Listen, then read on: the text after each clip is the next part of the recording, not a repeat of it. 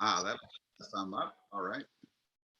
Okay, we're going to move on to our chalice lighting. Also from our hymnal by that prolific writer Anonymous. May we be reminded here of our highest aspirations and inspired to bring our gifts of love and service to the altar of humanity. May we know once again that we are not isolated beings, but connected in mystery and miracle to the universe, to this community, and to each other. And it's a new candle. Just a moment.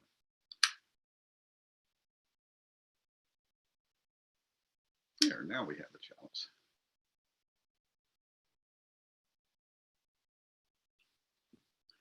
Now it's time for announcements.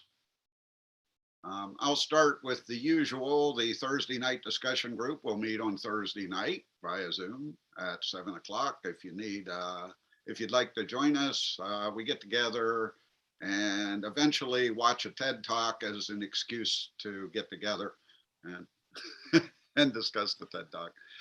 So if you haven't joined us before and you'd like to, just let me know. I'll send you a link, or Tony or Rick or Tom or Patty or Peter.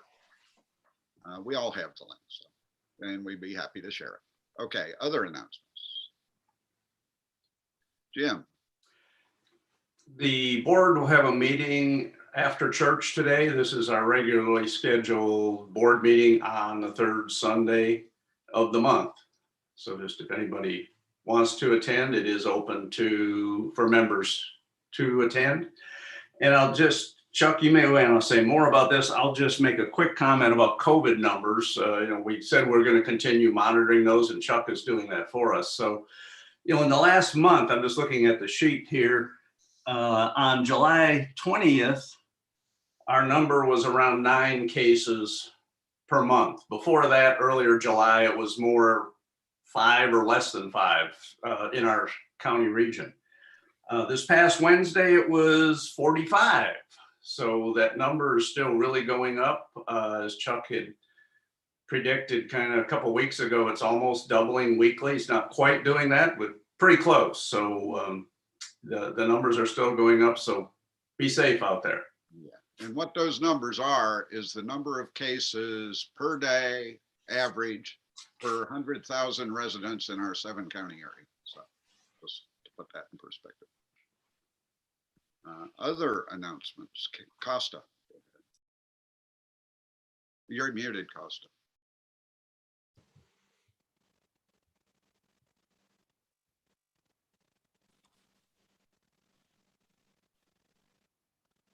There we go. Just wanted to give everyone a reminder that we have a get-together at the park scheduled for this Saturday coming up, August 21st. It's going to be at Fraser McEwen. I think we said starting at 4 o'clock. The pavilion is rented from earlier if you would like to come earlier, but bringing your own chair, your own food and drinks, just a chance for us to get together, spend some time, have some fellowship, and hopefully the weather will work out for us. And Costa, can you tell us which pavilion you rented? Yes, I rented Pavilion B, the one closest to the baseball stadium. And it has a little field in the back, so hopefully there'll be a little privacy. I do have to confirm that there isn't a game or anything. We're past baseball season. So with the greenway there and the playground, hopefully that should be a nice space and a nice time. We'll bring bocce ball. I think, did you have, yeah. Yeah, the Zen group has not been meeting throughout the summer. We're hoping to start up again in September. We're going to do it with the windows open and masks on and everyone vaccinated like we were doing last winter. So don't anyone, show up unless you check with me first, because we go week by week, make sure we have enough people interested in coming before we even agree to meet that week. And we're just sort of being as cautious as we can, but we are probably going to start again in September once it gets cool enough to open the windows. So stand by for further updates. Rick? Yeah, I don't know whether Tom was going to bring this up or not, Tom Bentley, but I just had a chance to scan a very cogent and very well done thing that he posted regarding the various variants that we're facing, and I would commend it to everyone's reading. It's a little bit scary, but it's well done. Thank you, Tom, for putting that up. Any other announcements? I don't see any hands. Oh, Carrie, I see Carrie's hand. Our speaker next Sunday will be our own Ricky Cruz, and he has decided to tackle the story of evolution. That So should we be shall short see talk. how that goes. I'm looking forward to it. A talk billions of years in the making. Or 6,000. Or 6,000. Okay, our reading this morning picked something a little different from our hymnal. It's number 532. The author is Ernesto Cardinal. The music of the spheres, a harmonious universe like a harp. Its rhythms are the equal repeated seasons, the beating of the heart. Day, night, the going and returning of migratory birds, the cycles of stars and corn, the mimosa that unfolds by day and folds up again by night. Rhythms of moon and tide, one single rhythm in planets, atoms, sea, and apples that ripened and fall, and in the mind of Newton. Melody, accord, arpeggios, the harp of the universe, unity behind apparent multiplicity. That is the music. And with that, it's our pleasure to welcome our speaker today, Judith Marklin from the University of the South up here in Sewanee. And we're looking forward to our talk. Take it away, Judith. Hi, everyone. Thank you so much for having me. I will admit that this is, I don't feel like an adult. So this is like, I feel like a step in the direction of adulthood. So I'm very honored to be here right now. I'm just going to start off with a prayer.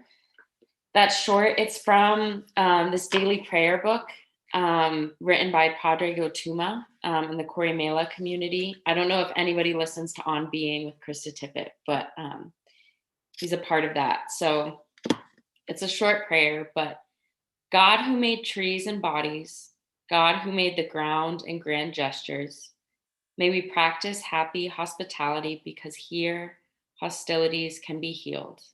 Amen. So I'll just give a short introduction of who I am, just so y'all have some background, because I think a lot of what I'm saying has come out of a lot of my experiences and interactions with other people.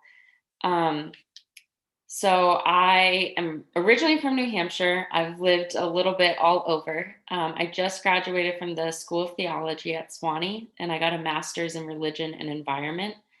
It's an Episcopalian school. I grew up Catholic though, but my mom is Baptist, and I've worked with Mennonites and Quakers. So I'm a little all over the place. Yeah, I've really enjoyed being at Sewanee. Carrie has been so kind. We've been trying to find a time for me to speak because every week has been different for me. This past summer, I was house sitting and not really sure where I was going to be living. So I'm excited to be here in Tennessee. My parents, and I'm only sharing this because I think it has impacted a lot of my worldview and how I see things, but my parents are liturgical candle makers. So we make beeswax candles for Catholic and Episcopal churches. And they're also, my dad makes church furnishings like processional crosses and other things. And our biggest candles are 6 feet tall and about 5 inches in diameter. So that's like a 72-pound candle. And I worked at home for a while. All my siblings were working at home, but have decided that living and working at home is a little too difficult. There's no separation between church and state. So we're finally moving out. But I think, and my dad's a beekeeper. We have about 200 beehives. And he does a lot of talks on spirituality and bees. So I actually called him this morning and I was like, Dad, do you have any advice? So he gave me a blessing over the phone, and lots of words of wisdom. So I have to say that who I am has been shaped by my dad and my mom and my family and living there, and kind of has taught me a lot about the importance of living with the earth, and learning from the earth. So with that, the title of my talk is Matter Matters, Exploring the Thisness of Creation. And I wasn't really sure what to talk about. I am an eco chaplain, or I guess I was. I'm not really that anymore. When I was at the School of Theology, I created this role called an eco chaplain. And it's not original. It's been based off. I read this one work by a rabbi who was talking about the importance of a nature chaplain. And so that we have chaplains from various faith traditions in places of crisis and stress and anxiety, such as hospitals and armies and prisons. And so currently we're in an ecological crisis. And so having someone there to help process that. And so a lot of what I worked on is I worked with students, and really I was focused on grief processing. I think in the US especially, we are not good at grieving. And I say we are emotionally constipated humans who are just not great at working through things. And I think that's a really important part when it comes to climate justice and action work. A lot of my friends, so I'm in my late 20s, and myself have been involved in protests and other things. And it gets exhausting, right? It's a high rate of burnout. And I think that's because our work, we haven't had time to fully process the fact that we live in a society that is violent towards humans and the earth, and that we're complicit in it. And so how do we wrestle with these things? And I think that's where spirituality comes into play, is helping us, giving us tools and various rituals and liturgies, if that's what your religion calls for, that helps ground us in this. So I wasn't sure what to talk about, but I was just thinking lately I've been very depressed because I'm at a point in my life where I'm trying to figure out next steps and what I'm doing. And there are days where I'm like, is it even worth it? Like, will we be here in 10 years, you know? And especially now with the recent reports that have come out, I think we can all, hopefully all can see that we really are in a crisis mode and it's an emergency. And so I was thinking about how wanting to explain how I personally got to caring for the environment and that sense of climate justice, making it a justice issue.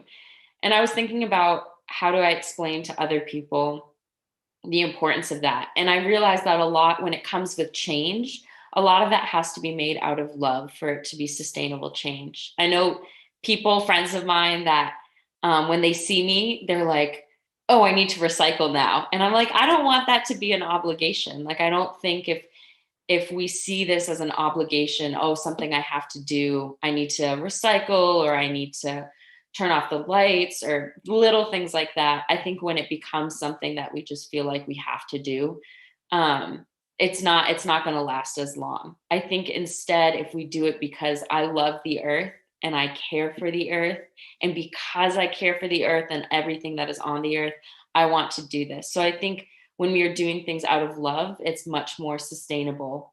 So I guess I'm going to share a little bit about how I got to that jumping, I guess, shift of seeing myself as a part of creation. So I'll jump in. I'm going to begin first so I just got back last week from a 3-week trip. I was in Colorado hiking some 14,000 foot mountains with my friend, Brother Joe. He's a Franciscan friar, so essentially kind of like a monk. And he's 73 and he's a curmudgeon. And we've been friends for about 8 years now. I went to a small Wesleyan college in Western New York. And I met him. He works with St. Bonaventure University, but they have like a small contemplative center in the woods, and it's beautiful, and a timber frame chapel, and it's great. So we became friends. He would make me do all sorts of yard work, and we'd split wood together. And I hiked with him on the Appalachian Trail for about 500 miles. He's done the whole thing in sections though. So we went out west, and we drove all the way from New York all the way up to Colorado. So it was a long road trip. And I was talking to him, and I was like, I'm giving this talk. I don't know what to talk about. So a lot of, I think the thoughts for this talk came out of that. So I'm going to share a little story just to open up. So Brother Joe and I, we were backpacking. So we backpacked up and then hiked some 14ers, and then came down and went to a different campsite. And we got to the campsite late, and it was a Friday night. We had lost track of time. So of course, everybody had come in from Denver, and the campsite was full, and there was one spot left. So we parked our car and went to set up our tents, and there were 2 tent spots, and one was very like slanted. So he got that one, and then I got the smaller one, and I was trying to clear off a space for my tent to be, and I wanted things to be smooth, and there were a bunch of rocks everywhere. So I was like, okay, well, so I started, taking another rock and digging up those rocks and moving them, and they were started off small, and then the rocks got bigger because I got more ambitious. And then there was this one rock right in the center, like everything was flat around it. It was perfect. And there was this one rock, and it was just like a little dome, maybe sticking out of the ground this much. And I was like, that's where my back is going to be. This rock cannot be here. So I'm like, it's okay. I dug up the other rocks. I'm sure this is a little bit bigger, but I've got this. So I'm sitting there digging out this rock with another rock. I keep going, and about an hour goes by. And I have realized that this rock is huge. I mean, massive. And it just keeps going down. At this point, Brother Joe is like, what are you up to? And he comes over and he's like, oh my, that's a big rock. But I'm so far into it now that I'm like, this rock has to go. I've committed. So we got our little pooper scooper trowels, and we're digging around this rock for at least 2.5 hours total. And we were this deep down in the ground. We dug all the way around the rock. There was roots. We tried taking other rocks, smashing the rock. We took like our little tent stake, and we're hammering to try to like chisel it apart. Nothing was working. And finally, we like got under it a bit, and then we put in another rock to kind of have leverage. This rock was so heavy, it maybe moved like a millimeter. And I was so frustrated. And I sit there, I'm covered in dirt at this point. I can't shower because there's no shower. And I'm like, this was a waste. And then it started to rain. So we were like, all right, we just have to give up. So we put in other rocks and covered it and tried to cover the rock as best we could and kind of build up the tent site. And I went to bed, and sure enough, the dirt moved, and I felt that rock right in my back. And I was like, this rock, why is it here? And I was thinking about it, and I realized that this is just characteristic of human behavior, right? That I go and I'm like, I'm going to sleep here, and this rock is here, and it needs to move. And it's not okay that it's here. Even though this rock has probably been here for a lot longer than I've been here, it needs to move because I said so, and I chose this spot. And so from that, it kind of, Brother Joe and I started talking about this. And I realized, that rock is not just a rock, right? It's that rock, and that this comes, and then we started talking about the thisness. So John Duns Scotus, who was a Franciscan philosopher, theologian back in the 1200s, wrote about thisness, which I guess in Latin, I also called my dad this morning to ask him how to pronounce it. So hopefully I'm saying this right. Haec is the Latin word for this, and it's haexeity, I think, is how you pronounce it, but it means thisness. So I'm going to read, I was going to try to explain this to y'all, but I realized it's just better if I read something about it because words and are more concise. So this is a little bit about thisness, is from Richard Rohr. And he wrote, that Duns Scotus said, the absolute freedom of God allows God to create or not to create each creature. Its existence means God has positively chosen to create that creature precisely as it is. So that rock in the middle of my tent site was created precisely there. Each creature, and this is Richard Rohr again, is thus not merely one member of a genus and species, but a unique aspect of the infinite mystery of God. God is continuously choosing each created thing specifically to exist moment by moment. Duns Scotus taught that you cannot know something spiritually by saying it is a not that, by negation or distinguishing it from something else. You can only know anything by meeting it in its precise and irreplaceable thisness and honoring it there. Each individual act of creation is a once in eternity choice on God's part. The direct implication of this truth is that love must precede all true knowledge, which was at the heart of all Franciscan-based philosophy. So I had never heard of this before, but Brother Joe was telling me about this, and I realized that in a way, I had realized that concept earlier, but I had not had a word for it. And so once I heard of this word, I was like, that explains so much. I'm also, so I think that what was incredible about reading more of that and realizing it is that it's like with people, right? That we see we're each individuals. Yes, we're all humans, but we are each individuals. There is a thisness about each of us. And so why is that not true for the rest of creation? That each rock has a thisness, that was created specifically by God.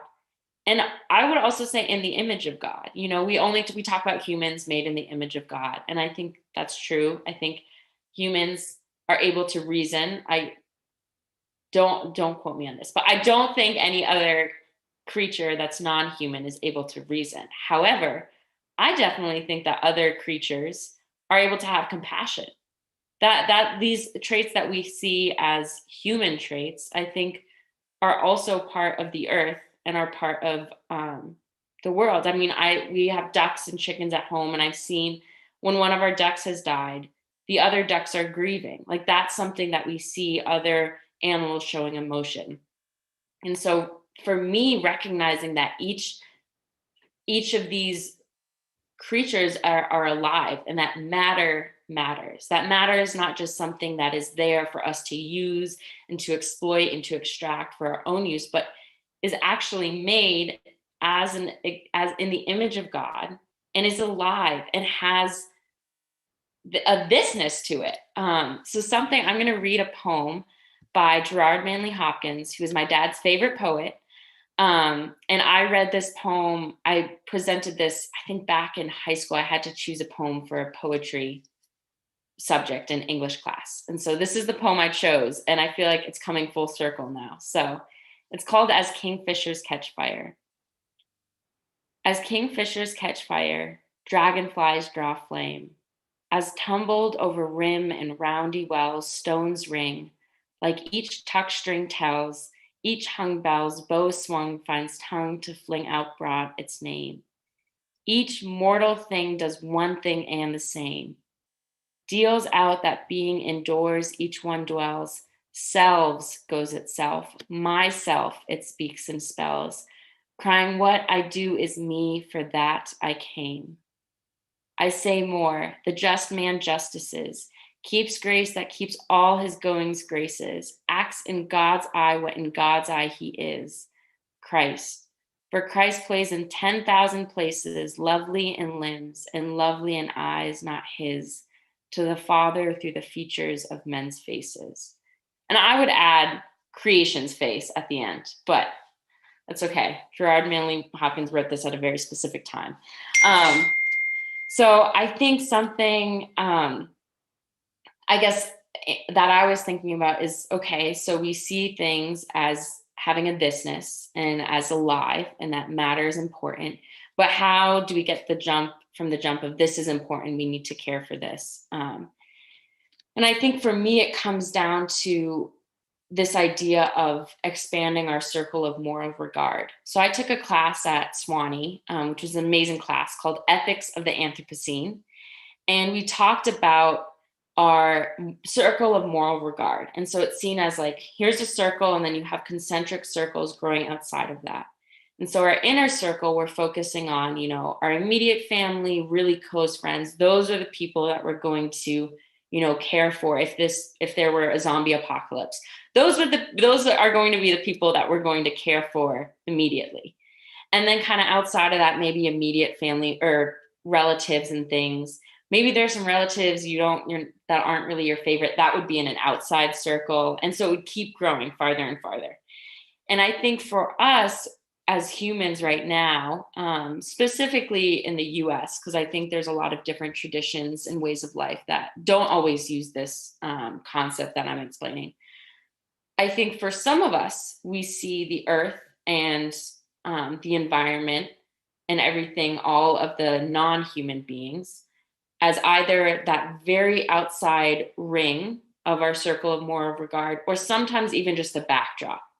That our circle of moral regard is simply smack dab on the environment, and that the environment is just seen as something that is static, that is not alive, that matter doesn't really matter and isn't imbued with spirit and holiness and sacredness.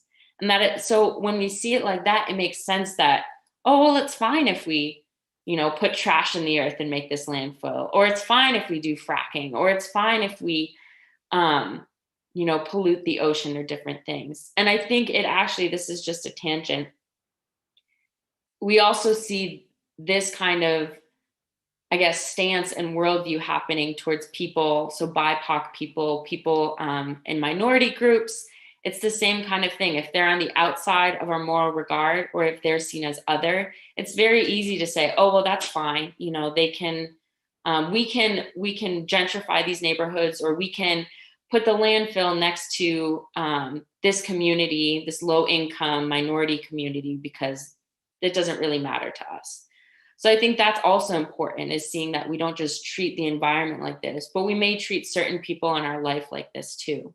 And for me, that's what's so important, is that climate action. I've actually gone from saying the word climate action to climate justice, because for me, climate justice is the same as housing justice, migrant justice, racial justice, trans justice, LGBTQ justice. All of these things come together, and they're all connected. And as we see it, our world now is the same as, I mean, we are part of creation, right? We are part of the environment, and the environment is connected.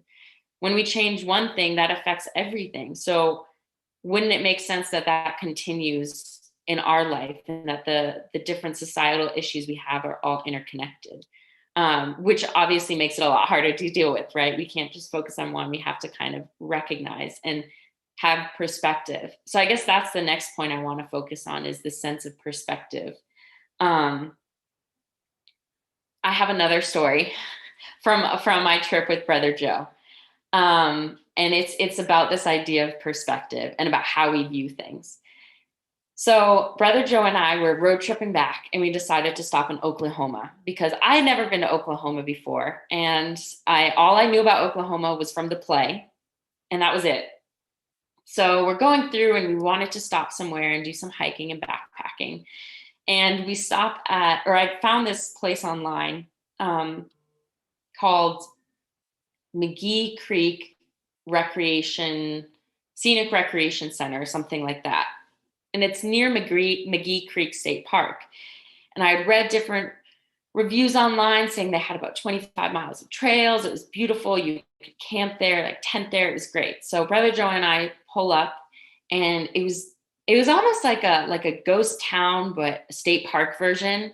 I mean, there was a ranger car there, but the ranger never came out. And every time we went back to the station, the car was still there, until one time we came back and the car was gone, like the truck was gone. And we're like, what is this? And it was a beautiful place, but the trails were not maintained, and we were the only ones there. So it was really hot in Oklahoma. It's hot here. We were used to Colorado weather, where it was nice and cool. But we decided we're going to go on a hike, and we're supposed to be right by a lake. We were looking at the map, and there was a nice little trail that would take us to the lake. So then we could jump in the lake and come back, and we would feel refreshed, and it would be a lovely day. So the map, we realized later, was not accurate. So the trail was a lot longer than it looked like a straight line. In reality, the trail was all over the place, going through meadows, all sorts of things. So we're like, man, this is a long walk. We're really sweaty at this point, really ready to just jump in the lake. And we get down and it's a swamp. It is a swamp, like not even a lake. I'm sure it was a lake at some point, no longer a lake. There are trees, it smells bad. We see a little sign where it says canoe campground, so where canoes used to be able to camp. Bushes up to my face. I mean, we were like, this is not what we wanted. We were so upset. We were so frustrated. And we were sitting there and I was like, I bet there's a lesson in this for us. So Brother Joe and I are sitting there by the smelly swamp. And I I was dipping my feet in, but then my feet were smelling bad afterward. It wasn't even worth it. So on our walk back, we were talking and I was like, isn't it funny that instead of enjoying the hike for what it was and enjoying that swamp and that piece of beauty, because it wasn't what I wanted, it wasn't a lake and it wasn't this beautiful trail that was perfectly manicured, it just wasn't good. It wasn't, our trip was ruined, So I think that's something interesting, is that we want nature to fit our molds, right? Nature is great and beautiful if it's where it's supposed to be and does what it's supposed to do. Mosquitoes aren't great. We don't like them. If there's a spider in the house, no, nature is not supposed to be here. And so that's where I started thinking about perspective, and instead of saying, oh, well, this was horrible, widening it to saying, oh my goodness, well, that hike was beautiful. We got to see some beautiful trees. We went through these meadows. We saw a swamp. So I think that's where it starts to recognize, like, how do we have perspective, right? And when we have perspective, I think that helps with our circle of moral regard. When I'm able to step back and see, then I'm able to say, oh, okay, you can come into a circle, come closer to my center, right? I think there's another part of this, and I think Duns Scotus and Richard Rohr, when he wrote on this, talked about it. I'll just read that part again, where Richard Rohr said, you cannot know something spiritually by saying it is a not that, by negation or distinguishing it from something else. You can only know anything by meeting it in its precise and irreplaceable thisness and honoring it there. So for me, that means that we need to be present. We need to be present in creation and with creation. We cannot see it as a backdrop, right? We have to meet it where even see, I'm using it. We have to meet her, him, they. We have to meet them where they are at, right? And I think that takes a lot of, mind shifting, because I'm so used to saying it to creation, but seeing it as something like me and being able to listen. I think that's an important part. So I'm not sure. Has anybody here heard of Robin Wall Kimmerer? Yes, Colleen. Okay, so she's amazing. She wrote this amazing book called Braiding Sweetgrass. And I met her when I was in college. I was on this kick where I was really into traditional ecological knowledge. And I was like, this is what I'm going to do with my life. And I went to a talk that she was giving. She teaches at Cornell University and is a biologist and a botanist. And she also is Native American and talks a lot about combining these two fields of academia and her Native American background and knowledge, and where the intersection, and that often there aren't intersections, but there should be. So she was giving a talk in Buffalo. And so I went to Buffalo, New York to see her. And I remember just being amazed by her talk and also being devastated, because at the time I was studying international development and linguistics, and I was not a science person at all. So I stayed till the very end, and I went up to her and I was like, Dr. Kimmerer, I want to do this work. It is so important, but I don't know how to do science. And she just put her hand on my shoulder and looked me in the eyes and said, we need what you bring. And I was like, okay, I'm done. I've lived, I'm good now. It was a wonderful moment where she saw me where I was and said, you are enough. You don't need to be anything else. I think that's something, as an aside point, I think that's something else I really appreciate about nature and the environment and creation, is that a bird, there's beauty in birds because a bird is just being a bird. And there was beauty in that rock under my back at my tent site because the rock was just being a rock. And why is it that we humans always want to be something else, right? Like, I'm always looking at someone else saying, oh, I want to be like them and I want to be like this. But I don't think that rock at that moment was saying, oh, I want to be another rock on top of the mountain. Maybe the rock was, or maybe that thought had crossed the rock's mind at some point. But this idea that there's a joy and a beauty of being exactly where you are at that moment, and that's enough. And that is something I'm very bad at. Especially now where I've said this multiple times, I'm figuring out what I'm doing with my life. As you know, I have no idea, but I'm constantly looking and I'm like, oh, maybe I should do that and that, instead of saying, oh, this is where I am right now. How can I be present to the people that are around me, to the creatures that are around me? And how can I use my gifts to help them, right? And I think that is what is just amazing for me, is that looking at like a squirrel.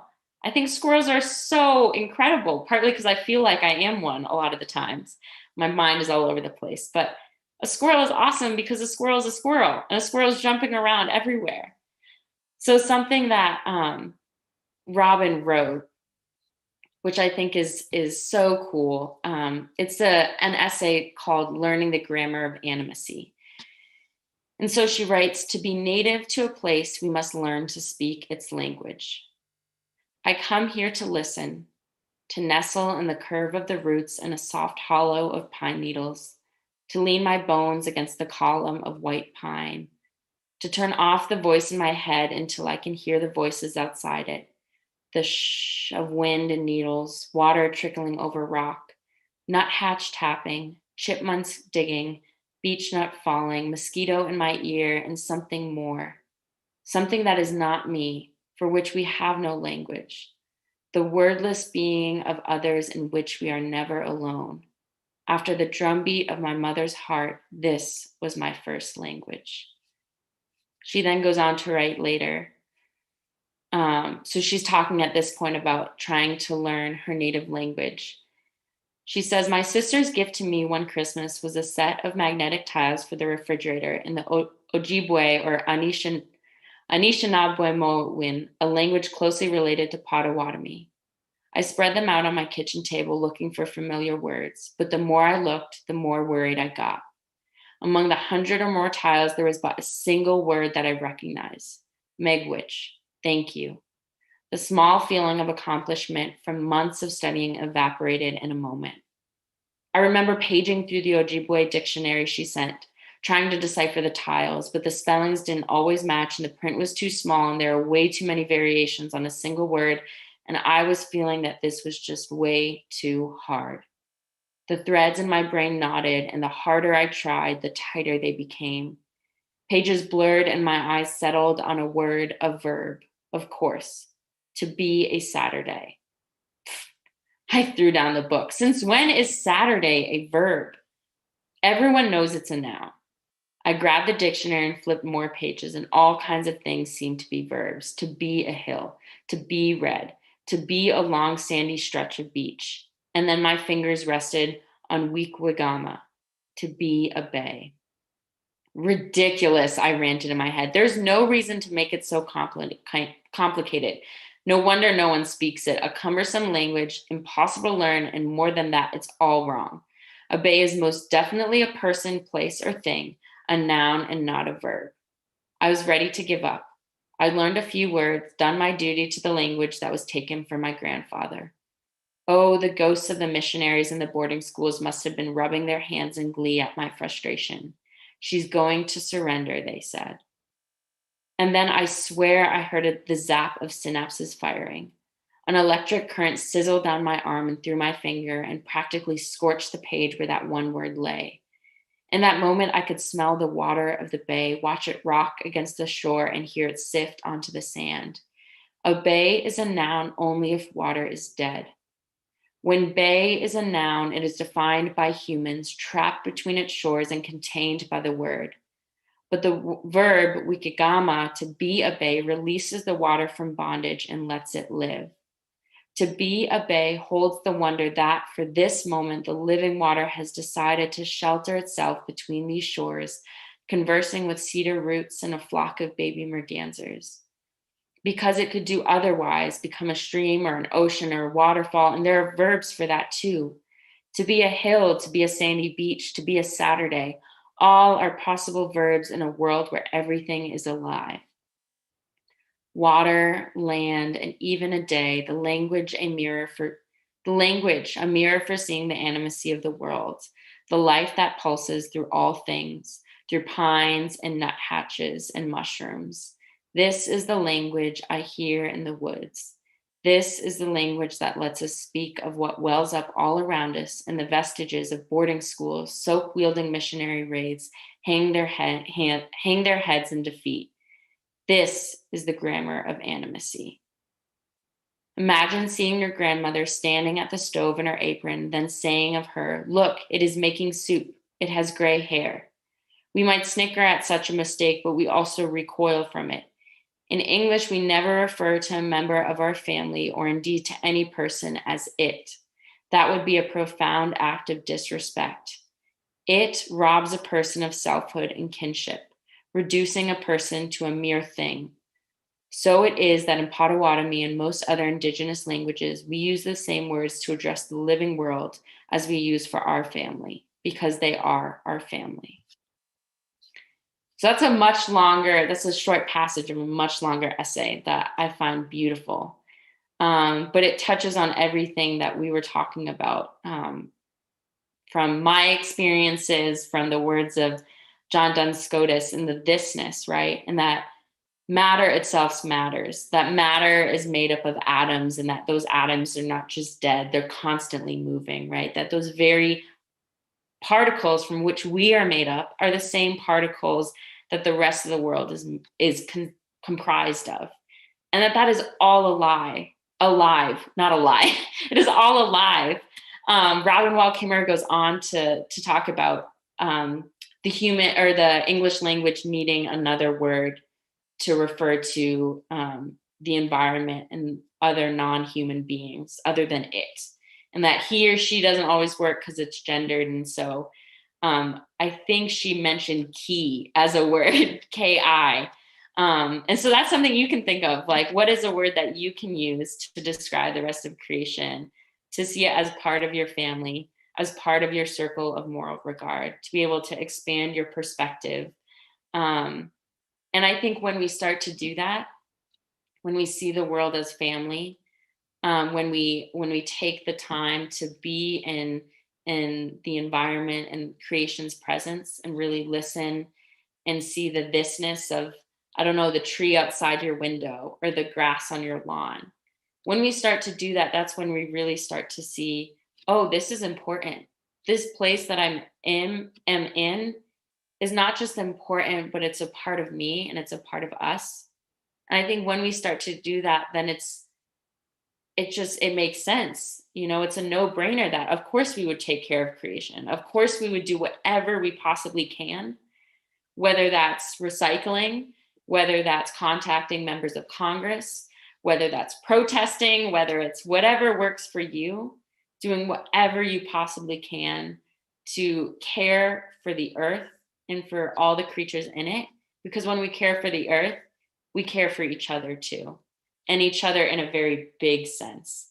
So I think something else, I'm going to mention my dad again, but something my dad would always ask us. So I don't know if anybody is familiar with St. Francis, but he wrote about, there's this canticle where it says, "Praise be you, O brother, sun, and sister moon." And he talks about that. And that was kind of a theme for my trip with Brother Joe, was everything was brother and sister. And Sister Rain, we got a lot of Sister Rain, and we were trying to, process, like, okay, Sister Rain, we understand. But that was even something else, is recognizing it was raining all the time. And for us, it wasn't fun. Our tent was wet. My tent was full of mud, but the earth needed the rain.